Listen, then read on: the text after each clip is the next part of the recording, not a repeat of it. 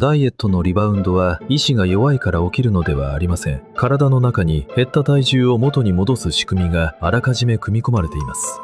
心当たりはありませんか？最初の数キロは順調に落ちる。ところがある日から止まり、気づけば元の体重に戻っている。しかも前より少し増えて。体はあなたが減らした体重を成功ではなく異常事態とみなします。そして元に戻すために2つの手を打ってくるのです。その証拠がアメリカのテレビ番組にあります。参加者たちは平均で58キロ体重を落としました。人生を変える減量に見えました。ところが6年後、落とした58キロのうち平均41キロが戻っていました。およそ7割です。しかももっと怖い数字があります。体重は戻ったのに代謝は戻らなかった。1日に消費するエネルギーは6年経っても700キロカロリー低いままだったのです。なぜ体は体重をここまで守ろうとするのか。なぜ空腹は1年経っても消えないのか。そしてそれでも変えられる部分はどこにあるのか。3つの実験で解いていきます。第1章、体重は測られていない、守られている。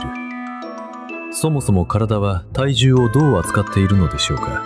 わかりやすい例えがあります。エアコンのサーモスタットです。設定温度を下回ると自動で暖房が入る。体重にもこれとよく似た設定値があると考えられています。1995年、ロックフェラー大学のルドルフ・ライベルらがそれを実験で確かめました。病院で食事を完全に管理して体重を人工的に変えたのです。対象は肥満の18人と肥満歴のない23人。体重を 10% 減らした状態、逆に 10% 増やした状態で1日のエネルギー消費量を測りました。結果は見事に対称でした。体重を減らすと消費エネルギーは落ちる。増やすと逆に増える。体はどちらの方向にも抵抗していたのです。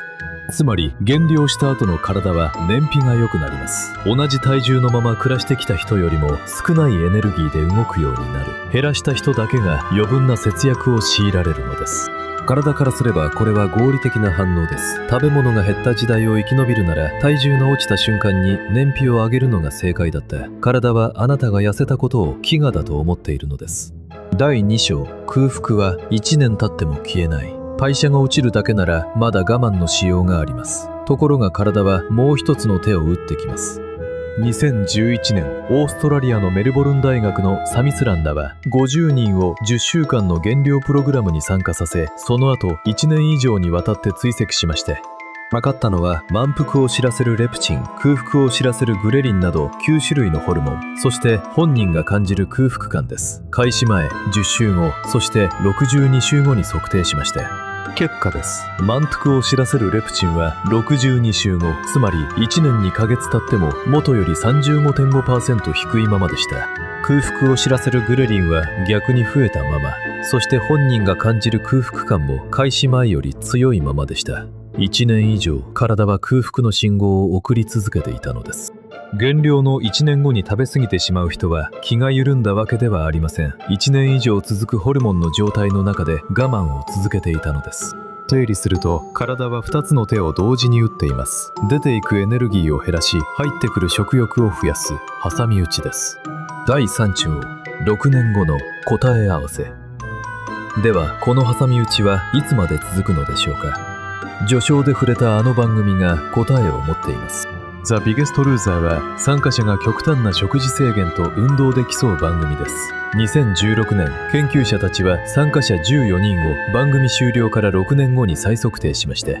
平均58キロ減らした体重のうち41キロが戻っていました。割合にしておよそ7割です。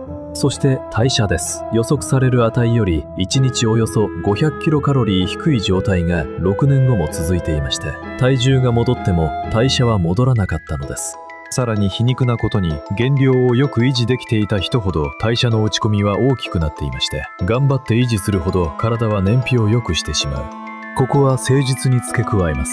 この番組は短期間で極端に減らす特殊な環境でした。2022年には代謝の落ち込みをどう解釈するかをめぐって研究者の間で議論も起きています。数字をそのまま日常のダイエットに当てはめることはできません。それでも方向性ははっきりしています。急いで落とした体重ほど体は本気で取り返しに来る。第4章、設定値は動かせる。ここまで読むと絶望的に思えるかもしれません。ところがこの設定値には動く余地があります。2019年、アメリカ国立衛生研究所のケビン・ホールらは20人を入院させまして、超加工食品の食事と加工されていない食事を2週間ずつ食べてもらう実験です。提示するカロリーも糖も脂質も塩分も食物繊維も全て同じに揃えまして、違うのは超加工食品かどうかだけ、そして好きなだけ食べて良い条件です。結果、超加工食品を食べた期間は1日およそ500キロカロリー多く食べていまして、同じ栄養条件なのにです。そして実際に体重も増えまして、同じ人が食べるものを変えただけで1日500キロカロリー動いた。医師の前に環境が食べる量を決めていたのです。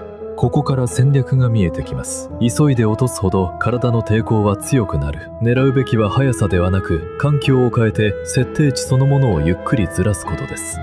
具体的には筋肉を残して消費の土台を守ること、超加工食品を減らして入り口を変えること、そして眠ること。睡眠不足は空腹のホルモンを離脱します。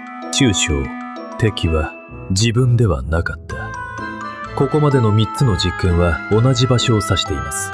体重を減らすと代謝が落ちる。空腹は1年以上続く。そして6年経ってもその状態は完全には戻らない。3つの実験は同じ結論につきました。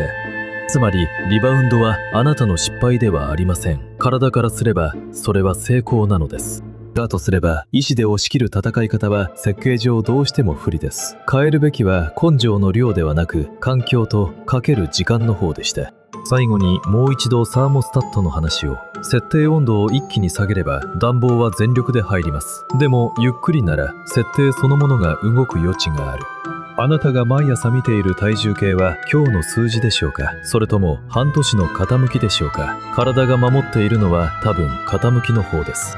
よろしければチャンネル登録と高評価をお願いします。それではまた次の動画でお会いしましょう。